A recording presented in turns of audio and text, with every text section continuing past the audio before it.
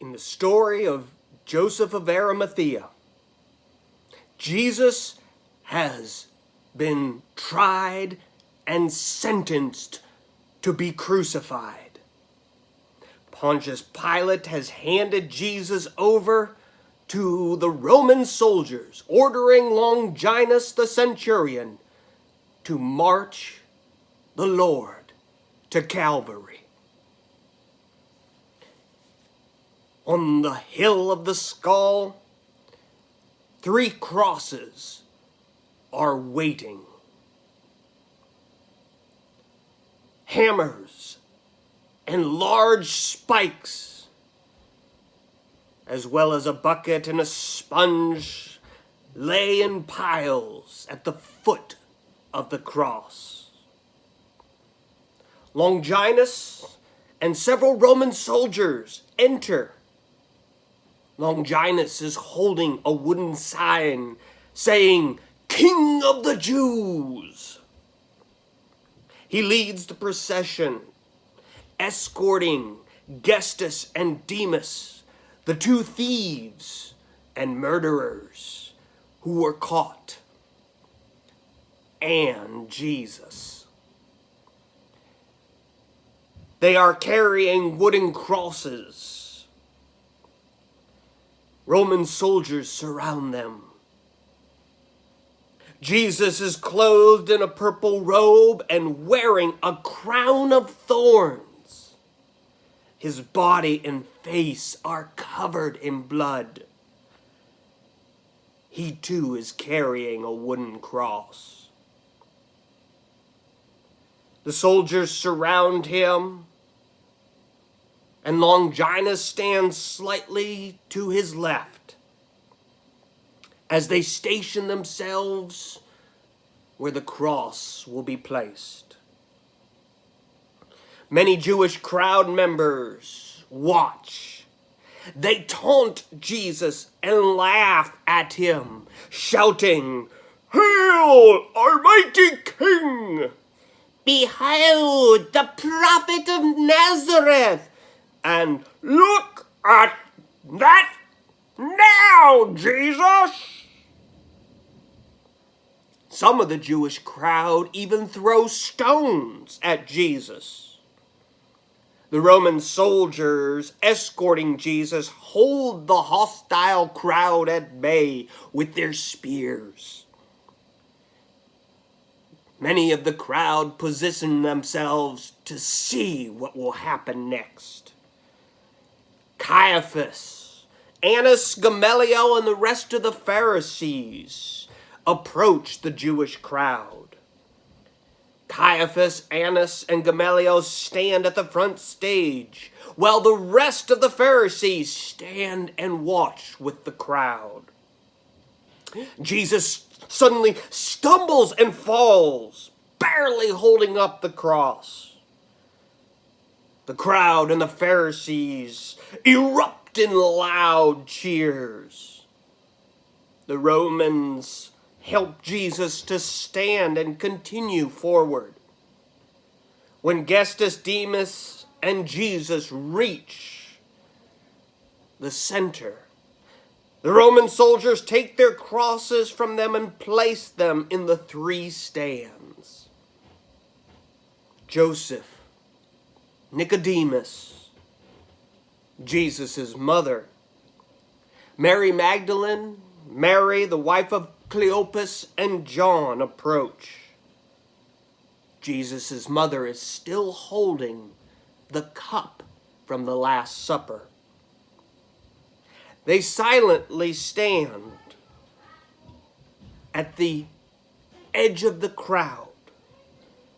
Jesus' mother leans upon Joseph for support.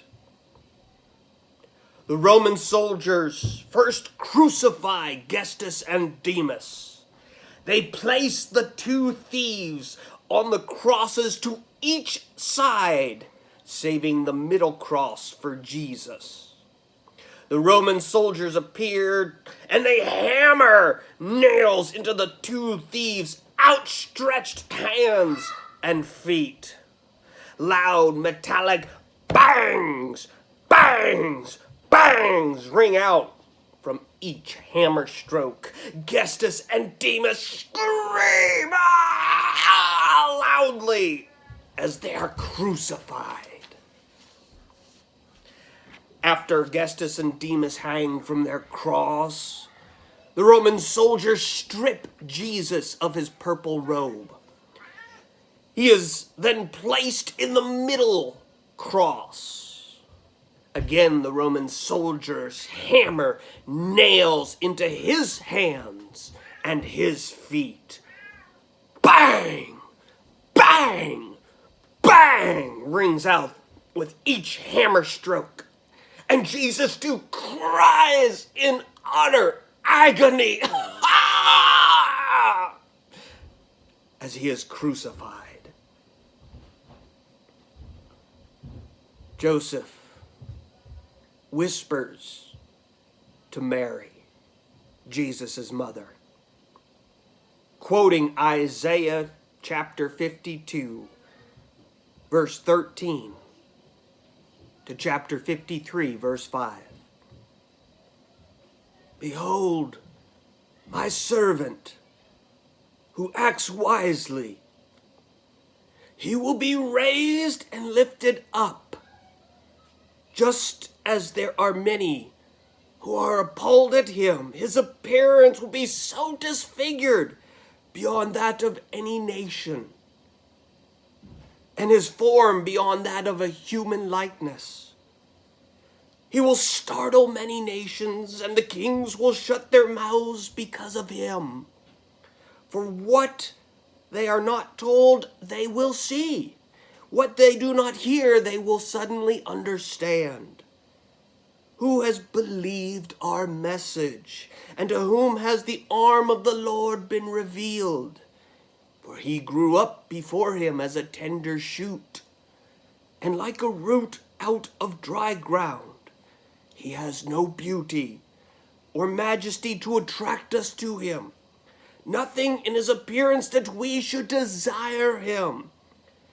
He is despised and rejected by men, a man of sorrows and familiar with suffering. Surely he has taken up our infirmities and carried our sorrows, and yet we considered him stricken by God, smitten by him, and afflicted. He is wounded for our transgressions. He is crushed for our iniquities. And the punishment that brings us peace is now upon him.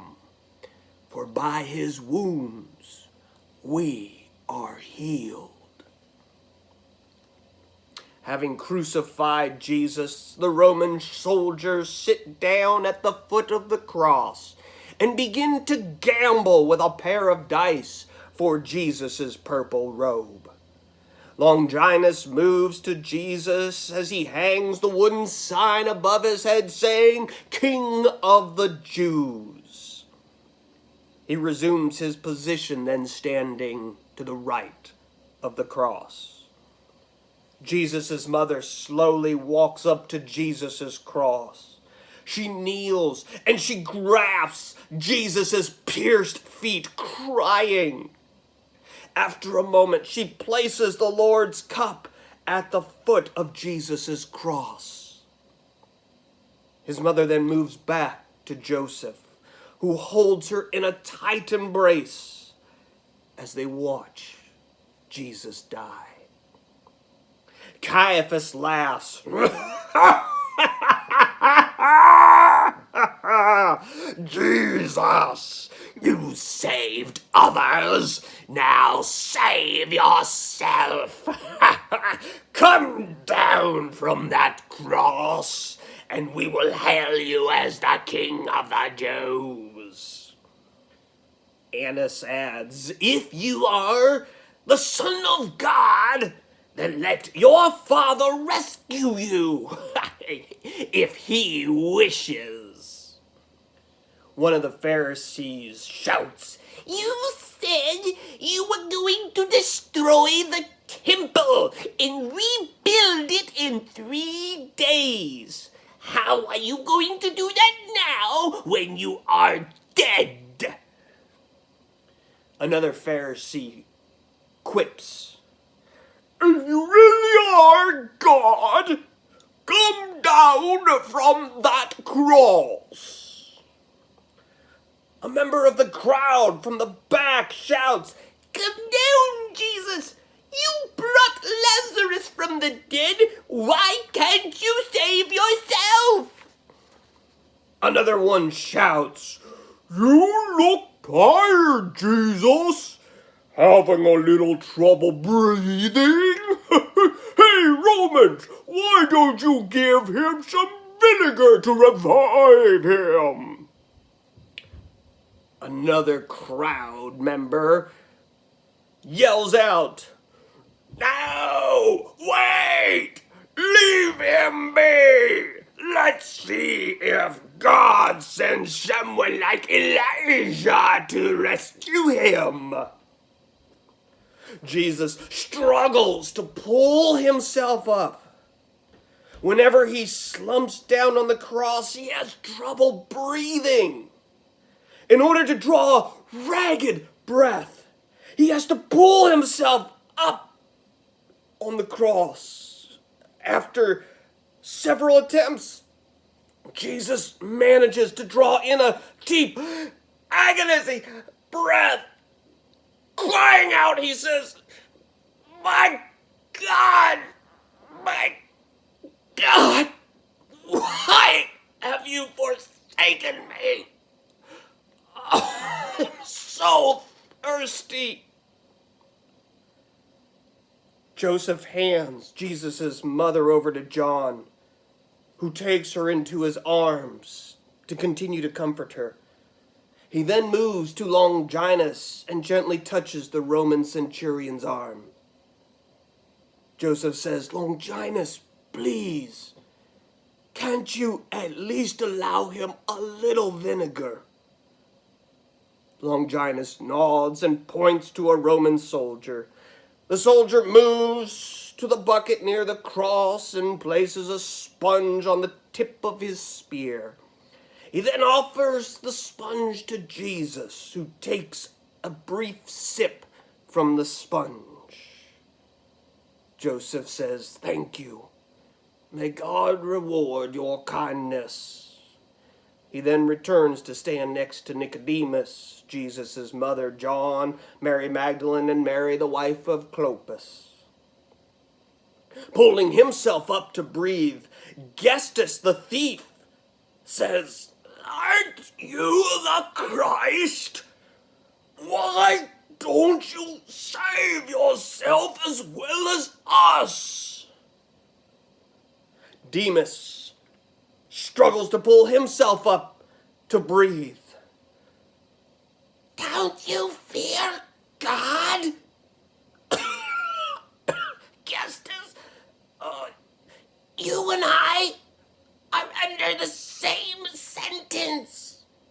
We are being punished justly for our crimes. But this man is innocent. He has done nothing wrong." Both criminals fall back down and writhe in agony. Demas then struggles to pull himself back up for another breath. "Jesus, please remember me when you come into your kingdom."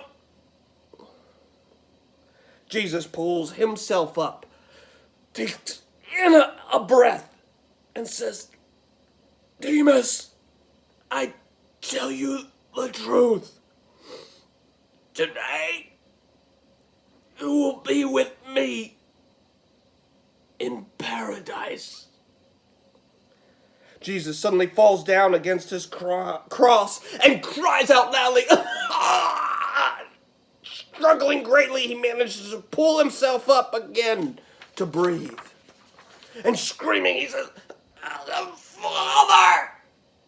Father, forgive them, for they do not know what they are doing." Into your hands I commit my spirit. Looking over to where his mother and John are holding each other, Jesus speaks his final words of comfort to his mother. Crying, Jesus says, "Mother, behold your son. John, behold your mother. For it is finished." Jesus slumps down against his cross. His head falls forward as he dies. And at the moment of Jesus' death, lightning rips open the sky. The Jewish crowd members, the Pharisees, and the Roman soldiers all turn around and look at the darkening sky. Joseph speaks. "Behold, this day belongs to the Lord Almighty.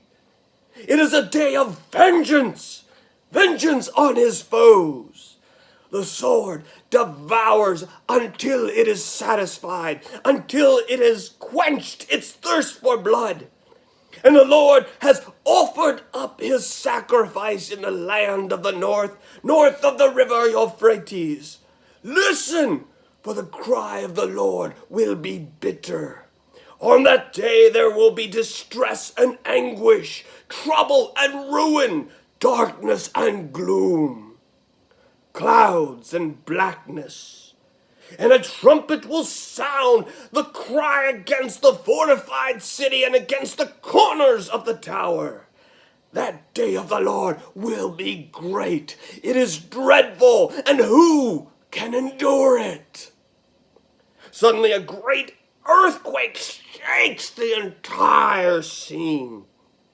Everyone is knocked to the ground. The Jewish crowd members and the Pharisees cry out in terror. A loud, tearing, ripping sound echoes. Darkness, thunder, and lightning cover the people. And from the darkness a lone voice is heard, as Longinus, the Roman centurion, testifies, "Surely this man was the Son of a God."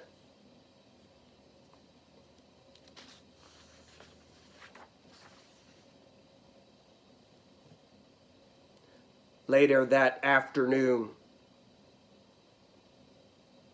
after the death of Jesus, Joseph of Arimathea travels to Pilate's house. Pilate is sitting at a desk writing a letter. The two thieves and Jesus have died and are hanging limp on their crosses. Jesus' mother, Mary, and Mary Magdalene are the only women left weeping at the foot of Jesus' cross. The Lord's cup remains at the foot of Jesus' cross as well. Several Roman soldiers stand guard. There's an empty tomb set up in the distance. Joseph, Nicodemus, and Longinus approach Pilate's house. Joseph knocks on Pilate's door. Pilate stands and opens the door, stepping out to join Joseph, Nicodemus, and Longinus. "Joseph, what can I do for you?" says Pilate. "Is there trouble?" Joseph shakes his head sadly. "Jesus of Nazareth is dead," Pilate is a bit surprised. Dead? But it's only been a little over 6 hours. Surely he has more strength than that. Longinus shares. He is dead. I checked myself. Because tomorrow is a special Passover day, I ordered the legs of the prisoners broken. When we came to Jesus, we found that he was already dead. To make sure, I thrust my spear in his side. Blood and water flowed from his heart. Joseph says, Pilate, I humbly request your permission to remove the body of Jesus from the cross and prepare it for burial, as is proper according to our tradition. As a near relative, it is my Jewish right to bury the body in one of my tombs. I own a tomb near Calvary. We could prepare my great-nephew's body and bury him before sunset tonight, with your permission. Pilate is amused. Such kindness would greatly anger Caiaphas and his pompous father-in-law Annas. All right. But what is in it for me? Caiaphas will surely make my life miserable if I grant your request. So, what do you have to offer me to make my part in your scheme worth it? Joseph pauses for a moment, then says, On my last journey, I moved a substantial load of tin along the Phoenician trade route. My profit exceeded that of 20 Aris gold coins. I will offer that sum to you for the body of Jesus. Pilate smiles. You drive a hard bargain, my old business associate, but that should be enough to satisfy my needs. Longinus, see to it that the body of Jesus is properly transferred to Joseph of Arimathea and to no one else. Longinus nods, and he, Joseph, and Nicodemus leave. Pilate returns to his desk and resumes writing his letter. Moments later, Joseph, Nicodemus, Longinus approach the hill of Calvary. They're carrying several bundles of white linen cloth. Joseph and Nicodemus help Longinus and the Roman soldiers remove the body of Jesus from his cross. Joseph, Nicodemus, Jesus' mother, Mary Magdalene, then wrap the body of Jesus carefully in the white linen while Longinus and the Roman soldiers watch. When Joseph is finished, he, Nicodemus, Longinus, and the Roman soldiers pick up Jesus' body and they move it to the entrance of the tomb. Jesus' mother, Mary, picks up the Lord's cup from the foot of the cross, and cradling the cup to her chest, she moves with Mary Magdalene to follow after Joseph. Nicodemus and Joseph and Longinus carefully enter the tomb, and they place Jesus' body inside. Leaving the tomb together, they struggle then to roll a large stone across the entrance, sealing the tomb of Jesus. Placing a hand on Joseph's shoulder, Longinus motions for the Roman soldiers to follow him, and they silently exit. Joseph, Nicodemus, Jesus' mother, and Mary Magdalene stand by the closed door to Jesus' tomb in silence. Joseph reaches out, and he hugs his niece. Finally, they all silently leave as darkness falls.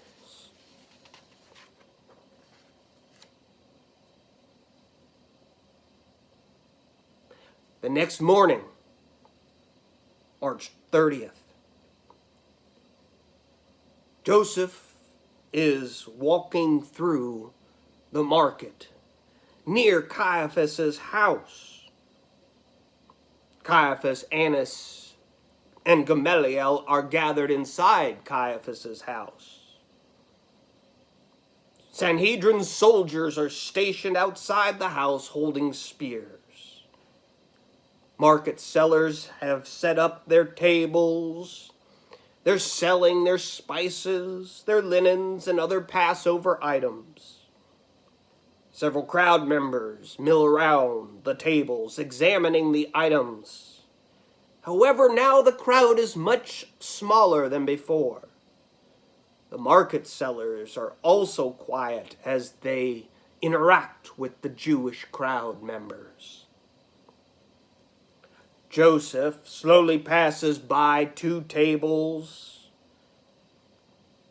He does not acknowledge the Jewish crowd members or the market sellers. Suddenly, 4 Sanhedrin soldiers enter, fully armed and holding spears. They quickly move to surround Joseph. Annoyed, Joseph says, "What is this?" One of the soldiers says, "Sir, the high priest Caiaphas has ordered us to escort you to his house. If you will please come with us." Joseph says, "And if I refuse?" "Sir," says the soldier, "I highly advise that you do not refuse. Caiaphas' orders were quite strict." Sighing, Joseph agrees to accompany the Sanhedrin soldiers, who escort him across the stage to Caiaphas' house. Upon entering the house, Joseph moves to stand before Caiaphas, Annas, and Gamaliel, while the 4 soldiers position themselves at the back of the house behind Joseph. Joseph says, "What is it now, Caiaphas? I am in no mood for any more of your charades." Caiaphas slams his hand down and angrily shouts, "Who gave you permission to remove the body of Jesus of Nazareth from the cross?" Joseph angrily replies back, "As a near relative of Jesus, it was my right to remove and bury his body." Anna says, "In doing so, you have aided his cause. Don't you realize what you have done, man? You played right into his hands." Joseph is confused. "What do you mean?" Caiaphas says, "When he was alive, our sources informed us that Jesus predicted he would rise from the dead 3 days after his death. By keeping Jesus' body on the cross, we could assure the public that Jesus' death was sealed. But now you have removed his body and buried him in a secret location unknown to the public. His disciples may now come and try to convince the people he is not really dead. How can we kill his cause without his body? Joseph angrily responds, "It is not enough that you murdered an innocent man. Jesus of Nazareth was the ultimate fulfillment of God's righteousness. He brought God's truth to us, and you refuse to believe him. You refuse to repent. Instead, you acted unjustly towards him and handed him over to be crucified. If Jesus really is the Messiah, then I hope he does rise from the dead. If only to put you in your place, Caiaphas." Annas says, "Gods, silence this man!" The 4 Sanhedrin soldiers move to secure Joseph. 2 of them grab his arms, while a third strikes him across the face. Joseph shouts, "What right do you have to strike me?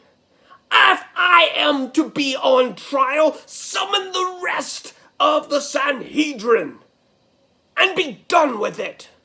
Otherwise, let me go." Caiaphas says, "Oh, we will deal with you, Senator, in due time for your betrayal against us, just as we will deal with Nicodemus. But as for now, you will be placed under arrest and secured in a windowless cell to prevent you from further interference. If you resist, we will charge you with sedition and treason to the state. As for the body of Jesus, we're taking care of that problem, no thanks to you. We too have spoken with Pilate, and he has assured us that a Roman guard will be placed near your tomb in order to prevent any followers of Jesus from stealing away his body. You see, Joseph, you are not the only one who knows how to manipulate the governor." Joseph shouts, "That tomb is private property. You have no right, Caiaphas." But before Joseph can protest further, the Sanhedrin soldiers secure him and roughly march him out of Caiaphas's house. Joseph struggles against their grips but is unable to free himself. As he's escorted, Joseph shouts out one final warning to Caiaphas. "The God whom you have hanged upon the cross is able to deliver me out of your hands, Caiaphas. Beware, your wickedness will soon return to you." The 4 Sanhedrin soldiers take Joseph away. Caiaphas, Annas, Gamaliel, and the market sellers all remain for a while before they too depart.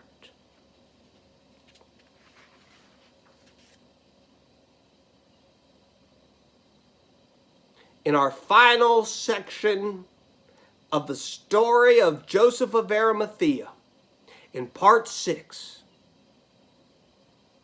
we will encounter the risen Jesus. God bless.